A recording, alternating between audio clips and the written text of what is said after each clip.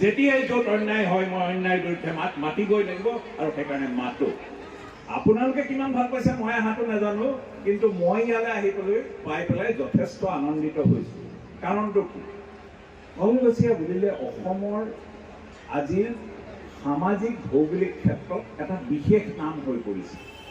2002 চন মই যদি ভুল কোৱা নাই, ইয়াত প্ৰয়াত হোমেন বৰগোহাঁইৰ নেতৃত্বত এক বিশেষ অসম সাহিত্য সভাৰ অধিৱেশনৰ পৰা যিটো কলগছিয়াত এক আলোড়ন আৰম্ভ হৈছিল, এই কলগছিয়াতে এনেকুৱা হৈ গ'ল যে যেতিয়া কা আন্দোলনৰ সময়ত নিতুমণি শইকীয়াই যেতিয়া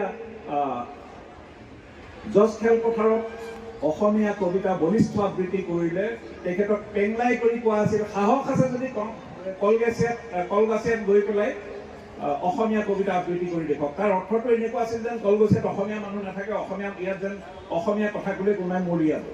আৰু নিতুমণি শইকীয়াই আহি কলগছিয়াত আবৃত্তি কৰি সেইটো বহলভাৱে প্ৰচাৰ কৰি দেখুৱাই দিলে যে শিৱসাগৰ যোৰহাট যিমান অসমীয়া, কলগছিয়া তাতকে 1 ইঞ্চিও কম অসমীয়া নহয়। এই কথাটো প্ৰমাণ হৈ গ'ল।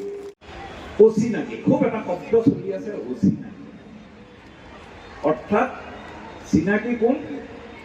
বৰুৱা, শইকীয়া, বৰগোহাঁই, হাজৰিকা দাস এইসকল চিনাকি, হুছেইন আহমেদ শ্বেখ এইবিলাক অচিনাকি। আৰে কোনে কৈছে?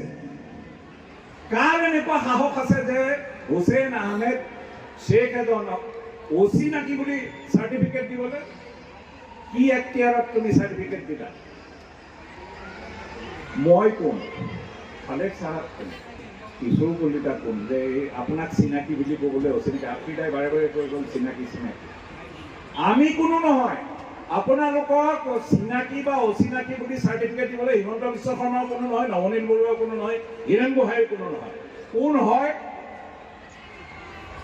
ৰূপ কোঁৱৰ জ্যোতিপ্ৰসাদ আগৰৱালাই বহু বছৰ আগতে, 7 দশক আগতেই কৈ থৈ গৈছিল ন অসমীয়া ময়মনসিঙীয়া। সুধাকান্ত ভূপেন হাজৰিকাই কৈ থৈ গৈছিল পদ্মা নদীৰ ধুমুহাত ফুৰি অহা অসমীয়া।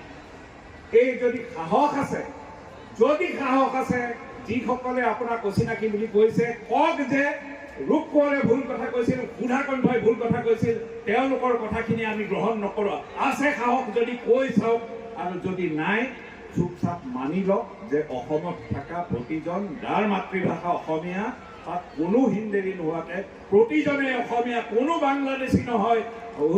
এইখন অসমত বৰুৱা, হাজৰিকা, শইকীয়াৰ যিমান অধিকাৰ আছে, ৰহমান, শ্বেখ আৰু হুছেইনৰো সিমানেই অধিকাৰ আছে। 1 ইঞ্চিও কম অধিকাৰ নাই।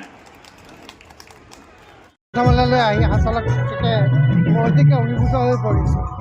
বহু কথা ভাল লাগিছে। মোৰ নিজৰ ভাষণত ইতিমধ্যে মই কৈছোঁ যে গ্ৰন্থমেলাৰ জৰিয়তে গোটেই অঞ্চলটোতে এক ধৰণৰ শৈক্ষিক আৰু বৌদ্ধিক এটা আন্দোলন গঢ় লৈ উঠিছে, আৰু এই ঠাইখনক বহু দূৰলৈ আগুৱাই লৈ যাব বুলি মই নিজেই বিশ্বাস কৰিবলৈ পাৰিছোঁ, পতিয়ন কৰিছোঁ।